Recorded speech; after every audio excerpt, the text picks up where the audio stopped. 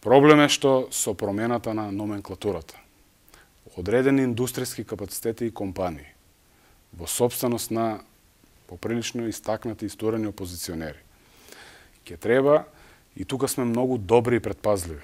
Оти таму има луѓе што работат, конкретно во фабриката Огражден, и не сакаме да нанесеме проблем ниту на компанијата, ниту на вработените во компанијата.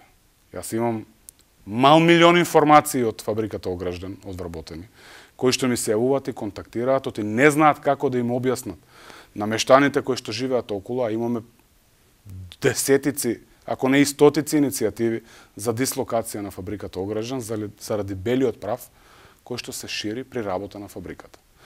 Со промена на номенклатурата од сегашната Г2, лесна и незагадувачка индустрија, намената е Г1.4, тешка индустрија.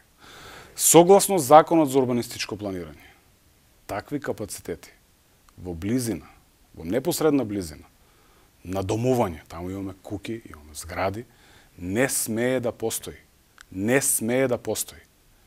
Со измените на генералниот урбанистички, со донесувањето на новиот генерален урбанистички план, практично обезбедуваме постепена трансформација таму каде што имаме по новата номенклатура тешка индустрија и овозможуваме на постоечките сопственици да го трансформираат таквиот простор во лесна и незагадувачка индустрија или во комерцијални објекти, односно оставаме мешовитост со компатибилна намена. До тој период тие ќе имаат обврска заради тоа што, нели, ако не е тешка индустрија, зошто е тогаш интегрирана еколошка дозвола?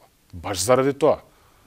Кое што е под знак прашалник и има сериозни аргументи зошто да има ништовност, заради реакции на граѓани и така натаму. Мораме да носиме храбри одлуки. При тоа внимавајќи ја приватната сопственост и не дозволувајќи да има никаква штета ниту компаниите, ниту сопствениците на таквите компании.